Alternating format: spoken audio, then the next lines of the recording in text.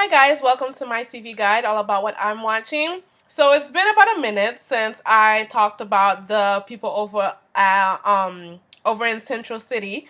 So I watched Going Rogue today. I just watched it. So I'm going to talk about episode 3, which was called Things You Can't Outrun, and episode 4, which was called Going Rogue. And then I'm going to watch episode 5 tonight called Plastique, I believe. So episode 3, Things You Can't Outrun, was a very good episode. I enjoyed it a whole lot. So the lesson to be learned in that episode was basically there are some things that you can't outrun. And it wasn't anything like tangible. It was Joe telling Barry that the hardest thing that you're going to have to deal with is going to be the disappointment when you don't the disappointment and the guilt when you don't get there in time, when you don't save this person, when you make a mistake, when you miss a detail, something pivotal that could have, gotten you a win. That disappointment, that thing that's just in your head, that's going to be the hardest thing for you to deal with. And it was a very good lesson, I believe, for Barry to learn. So the villain, the bad guy of the week, was the noxious gas person that I, talked about last review. I said that power sucked, and seeing it, in action, it does suck. What choice do you have but to be bad? Like I asked, what choice do you have but to be bad when your power is that you emit a poisonous gas? So this dude, his deal was sucked though. He was already a criminal, basically. And then when the lightning happened, he was on his way to being executed. And they had put the poison, the thing that was supposed to kill him, in his veins. And so he was dying when the lightning happened and basically saved him, gave him a second chance at life. And what does he do with the second chance? The same thing he was doing before. So he was going around killing the people who had something to do with getting him the conviction that he obviously deserved, but, he didn't feel that way, so he was going around killing them. I believe he killed the lawyer. I think he killed the judge. Anyways, the arresting officer he was set to kill, the arresting officer, and I think the arresting officer testified at the trial. I think they would have had to. It was Joe. So Joe's life was in danger. So where was Joe when the gas man came to get him? He was in the prison visiting Barry's father. I loved that scene. And let me tell you why. I love it because I love that the show cares about stuff like that, because basically we didn't need to have a scene between Joe and Harry? Mr. Allen. We didn't need to have it. The show could have very well overlooked it, and no one would have said anything, except for the people, who think about the details, who would have been like, oh, I wish we could see get a scene between the two most important men in Barry's life. We didn't have to ask, because the show went ahead and gave it to us, and I loved it because it was about Joe and Mr. Allen. It wasn't like their relationship was only important because of Barry. You know what I mean? It wasn't like you could feel Barry's presence in the room, blah, blah. No. Their kids were friends. They were best friends. Barry used to always be at Joe's house playing with Iris, and Iris was always at Mr. Allen's house. So they had a relationship once upon a time. And I'm sure it did something to Joe to think for all these years that his friend, this man, that his daughter was always at his house, killed his wife. I'm sure that did something to him. So we had a scene of him going to Mr. Allen's, going to visit him in prison and having a conversation with him. And he was basically like, I'm sorry that I didn't believe you. And of course, Mr. Allen wasn't going to be like, oh, it's okay, it's fine. I'm sure he feels some kind of way about the fact that Joe could believe that he killed his wife and he was a danger to his kid and all that stuff. But so Joe was saying that he's sorry and all that stuff. Mr. Allen kind of kept it, focused, on Barry. You took care of my son and all that stuff. But Joe promised them, I'm going to do everything I can to get you out, which I'm sure, Mr.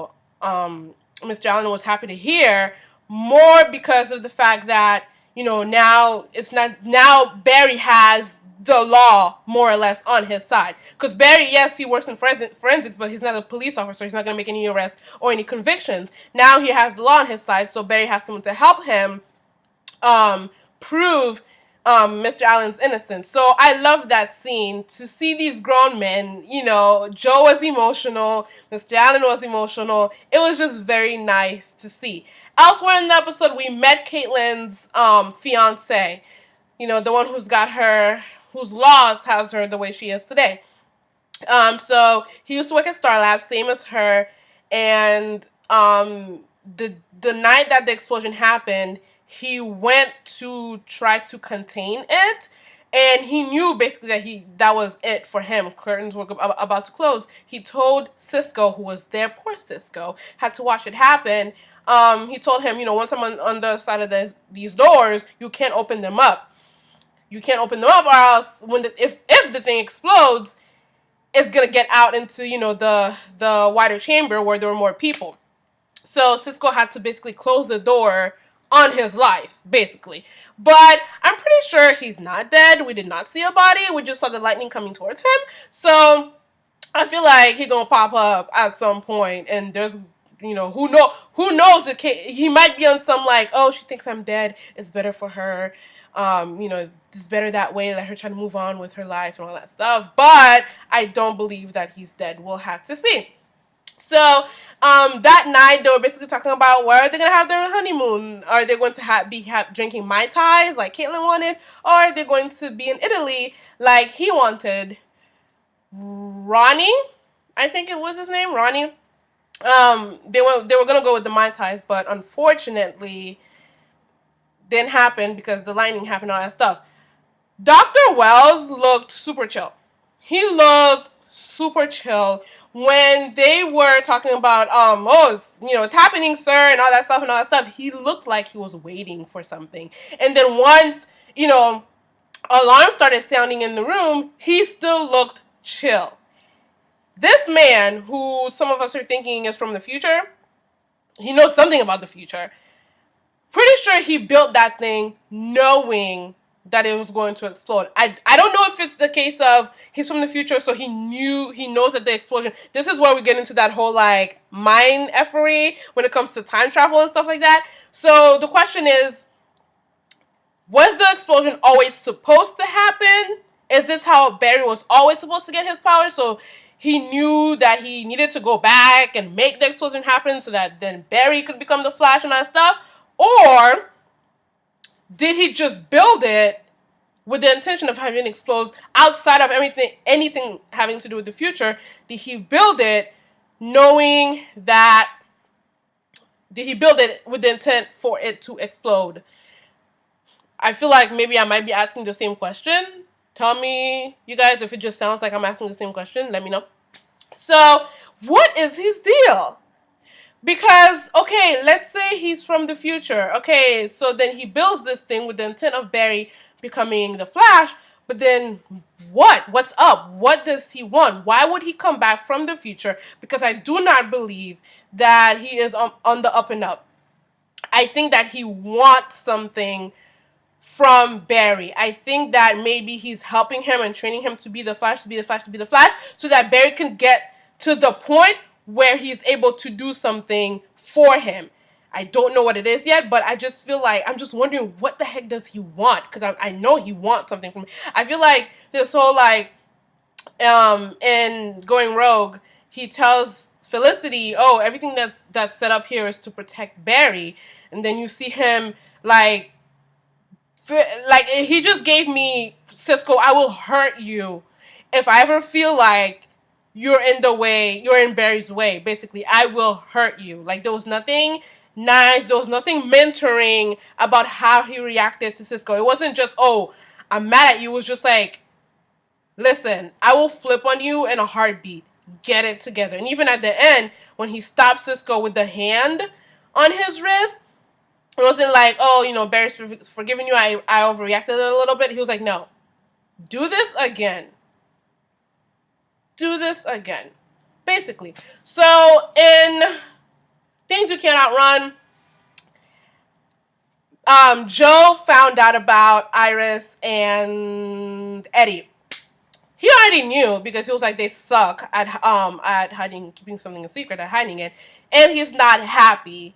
So that was that. He found out and he's not happy about it. I don't remember if Iris found out that he found, like if Iris learned that he found out, but he wasn't happy about it. So then, keeping that thread and going rogue, he's giving Iris the silent treatment. And I love this show because, come to find out, it's not just because, oh, my little girl is dating, blah, blah, blah. Because Iris was like, what's up? Because you did this very thing. You didn't speak to me for a week or 2 weeks or whatever. When I put in my application for the police academy, you didn't start talking to me again until I withdrew the application. Well, guess what? I'm not withdrawing from Eddie. So you're going to have to, like, get used to it. And so then Joe reveals that no, it's not like some macho thing like whatever my little girl's dating. It's a mind cluster, whatever. Because Eddie's his partner, and which means Eddie has to follow him wherever he goes. And some of the places that he goes aren't exactly the safest of places. So now he's basically distracted because now when he and Eddie are heading into danger, he has to worry extra about Eddie because Eddie is connected to Iris, and if Eddie gets hurt or worse, gets killed, he's gonna know about it first, and then he's gonna have to go tell Iris, and Iris might be looking at him like, why couldn't you, like a part of it's gonna be like, why couldn't you cover him, blah, blah, blah. So he told her that, and I love that, the show really thought about it, like, let's like think outside the box, let's actually put in a little work for why Joe would be upset that his daughter is dating his partner. So they put a little thought into it, and I love the explanation that they came up with. The scene in the car when Joe and Eddie were staking out the place or whatever, and first of all, Eddie, when they were walking, he's like, oh, the museum, Iris wants to go. She wants to go, but I'm not a museum guy, but, when Iris gets has her mind made up about something, blah, blah. I was looking at him like, Eddie, come on, look, yes, he knows that you guys are dating now, but number one, no, I think it was to Iris that Joe said, yes, I'm mad, but it's like, Eddie, you have no indication that it's okay to be, like, just casually bringing up the fact that you're dating Iris, no, like, it was just like, come on, you should have thought about that a little bit more. And then, of course, when he said it, Joe was looking at him like, and so then in the car, again, he's like, oh, I don't want you to think, I'm very serious about Iris. I'm very serious about her. I don't want you to think that blah, blah, blah, blah, blah. And so Joe cuts him down. I felt that when he's like, did I ever tell you about my last night or my last day in college or whatever? And Eddie was like, no.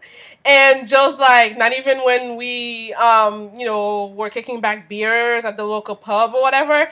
And Eddie's like, we've never done that. And so Joe's like, oh, we haven't, have we? So he's like, yeah, because I only do that with my friends.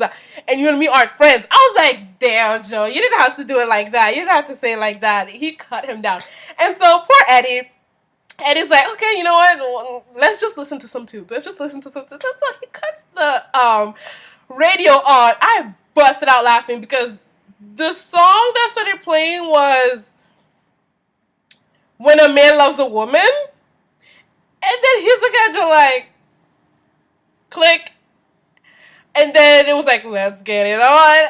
So then I don't remember if he played a third one.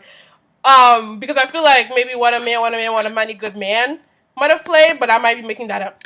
And so finally he turns off, he's like, silence is fine. Silence is good. And so that was that, but I cracked up. And so Felicity Smoke came to visit from Starling City.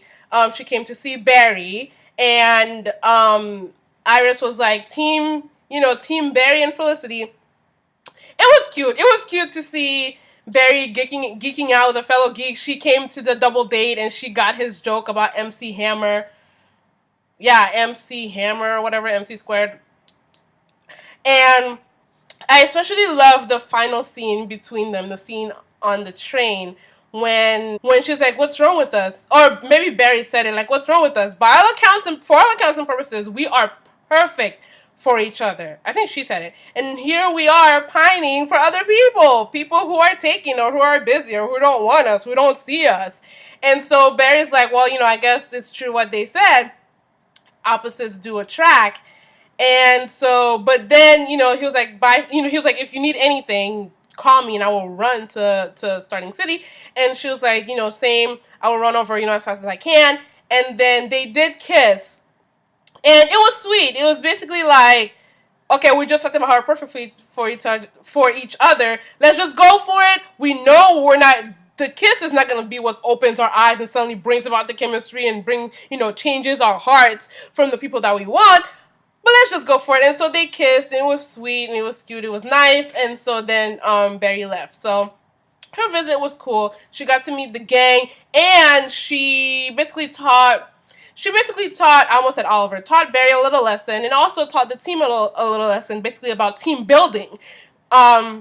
She told Barry that, hey, when you met me, Oliver, and Dig, we'd already worked out the kinks. You guys are in the middle of the kinks, basically. It's not gonna be perfect. You're still learning about each other. And she told him, we came together one by one. You guys were thrown together all at once. There's gonna be some growing pains, because what happened was Cisco built a weapon. I don't understand when he said, I didn't know who you were. Because as soon as Barry, well, I guess, because I was going to say, what do you mean you didn't know who he was? He basically became the Flash with you guys. Not the Flash as we know him, but the Streak. He became with you guys. You built him the suit. What's up? But, because the way he said it, like, automatically made me think, oh, Barry had been doing this for a couple of months. And then Cisco and them discovered, oh, here's the identity of the Streak. So that kind of threw me off until just now. But it's kind of weird because he was always so stoked about the Streak. So stoked, like completely, no holds barred, like open heart, you're so cool, let's do this, teamwork, blah, blah. But it turns out, even while he was doing that, secretly, in the dark, in his own apartment or whatever, he was thinking, oh, but what if this dude goes nuts? What if he has a change of heart? What if he goes drunk with power and all that stuff? So he built this gun that is like Sub-Zero. It's ice, basically, because the opposite of fast is cold, because fast means heat, and so then cold is the opposite. And he built the gun. It got stolen by Wentworth Miller, who was here, and he was playing, well, actually, he was just a normal robber. The gun was what gave him the power. I thought the power was going to be from within him, like maybe he got hit by the lightning. And it's funny that the first bad guy who gets away is a normal person who just has a weapon. I find that kind of funny. And so, so Cisco built the gun. Like I said before, Dr. Wells, wanted to lose it. He looked like he lost it in his mind. He wanted to lose it, but Barry was upset. He was offended. He was hurt and all that stuff. But, and Caitlin took up for Cisco, and Felicity was like, you have to understand where he's coming from. He doesn't know, and basically because, not the beginning, but somewhere in the episode, Felicity was like, do you guys know how much this has changed him? I don't mean physically, I mean personality-wise. And basically they couldn't answer her because they don't know Barry like that. The only person who could tell when something was bothering Barry was Iris, because she knows Barry. So the group can't tell what changes the Lightning's had on his personality. Only Iris would be able to tell you something like that. Or Joe, since, he knows the truth. But not the group. So Felicity was just like, okay, you guys both have a point. Basically, Barry, you need to understand. But Barry was still, he understood, but it just sucked for him. Which is why when they found the bad guy, he turned his earpiece off, which, okay, be salty, but having the earpiece on is also a question of safety. But he turned it off. But Felicity then gave the team, Cisco and Caitlin, a bit of a pep talk, which is like, you guys are partners. You are partners, so whatever's going on, you still need to have each other's back. You need to have his back since he's the one out there doing the do. So Barry got stuck in an icy situation. And so here came Cisco and Caitlin to point the vacuum. Turns out it was vacuum with a lot of LED lights at Wentworth Miller. Snart was his name. Pointed the gun at him, was like, back the F up. And so then he left, and Cisco was like, leave the diamond. And he was like, don't push your luck. And he really was pushing his luck, knowing, dude, that's a vacuum. And here you out here making extra demands. You were confident. So, going with the theme of partners, after Joe had his talk with Iris, he then told, so they get the call, okay, here's where Snart is. And so Eddie's comes along, and he tells Eddie, wait here and call for backup. And Eddie's like, backup? Because he doesn't want Eddie to get hurt. Because the guy already almost shot Joe with the ice gun. But Barry, pushed him out the way. So he didn't want Eddie to get caught in something like that. And so he told him to wait. But then when Snart ended up getting the drop on Joe, and then Eddie is the one who comes and, makes it so that Snart doesn't drop Joe. Which, the angle of the shooting, because Eddie shot at Snart, but it looked like the person was standing in front of Snart when he shot, but then Eddie comes from behind Snart. I didn't understand the physics of he's coming from around the corner and shoots, yet the shot seems to land in front of Snart. Did anyone notice that? Anyone was like, huh? Because I was, huh? I even rewound it, and it looked like Joe fired the shot, but it was Eddie. But Eddie was behind. Was it weird to you, or was that just me? So Eddie comes on. He's like, I'm your partner, not your assistant. So he's like, I'm not gonna be staying in the background. Get it together. So the whole partners thing, working together thing, extended beyond Barry and his team, and Joe and Eddie got a little bit of that going on. So that was nice. Barry lost his first innocent person. It wasn't the last episode. We had the episode with the Million Man March, where the guy, he basically dropped himself down the building, and and Barry lost him, but he was a bad guy. Yes, Barry was disappointed, but he was a bad guy. So it was kind of an acceptable loss, but this person was completely innocent, and Barry was not fast enough to save him, and so that hit him hard, and that was another reason why he was mad at Cisco. And when Cisco was like, yeah, I'm gonna have to live with that, which I was like, but do you? Barry was like, no, because he said we're all gonna have to live with it, but let's be real, Barry's the one who's gonna have to live with it, because he's the one who saw it happen. He's the one who tried and failed. I feel like Cisco's gonna get over it. Like, he's a good person, not saying he's not a good person, but he's gonna get over it. So the sequence in the train cars, the train when Barry was going through and rescuing everybody, that was super, super nice. That was super, super nice. And so to end the episode, Snart did not die. It's Wentworth Miller. He was in a very, very, very popular show, Prison Break, a couple years ago. You don't just have him on for one episode. So he's outside of Central City, I believe. I think, unless he jumped the train to trick Barry and is really living in Central City. He went to meet some mysterious person who likes playing with fire, matches. And he's like, Central City doesn't belong to me anymore, but I still want to do my business there, but I can't do that because there's a new player in town. So what's up? You in or you out? What's up? So he opens the package that contains the gun, and he shows it to match person, and they're like, ha ha ha, yeah, I'm in. We gonna see. I think we have our first arc type villain, where they're gonna be here for a couple episodes, so I'm excited to see when next they pop up. But that's it. That's the episode. I really enjoyed it. I can't wait for tonight. Iris started a blog. She's gonna be and it's an anonymous blog. She's gonna be talking about the streak and all that stuff. I didn't watch any trailers or anything like that, but I hear she's supposed to meet the streak tonight. Can't wait for that. Can't wait to see. I hope it actually happens. I hope it's not something like, oh, sorry, I couldn't show up. I'm pretty sure, despite him freaking out, I know Barry's gonna freak out about having to talk to Iris as the Flash. I know if it's a predetermined meeting, like they set up the meeting, which I don't feel like that's what it's gonna be. Iris might happen upon him. I don't know. I didn't see a trailer, but I feel like if it's a meeting that they made together, Barry's not gonna want to disappoint her.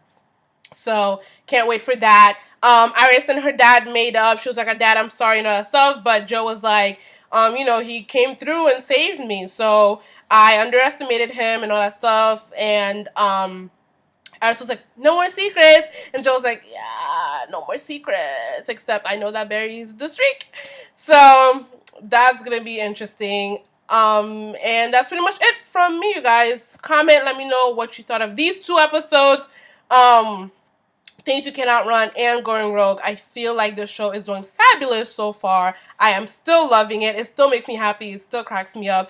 And just like in the beginning when Barry was playing ping pong and Operation and chess, he was so happy. I love seeing my faves happy. I love seeing my characters happy. So him smiling, it was making me smile. So everything's still like awesome with the show. And I can't wait until tonight, okay? So thank you for watching. Again, don't forget to comment and let me know what you think. And I'll see you guys for the review of Plastique. I hope it's plastic and not plastic. The way it's spelled, that's plastique. Anyways, bye. Thank you for watching.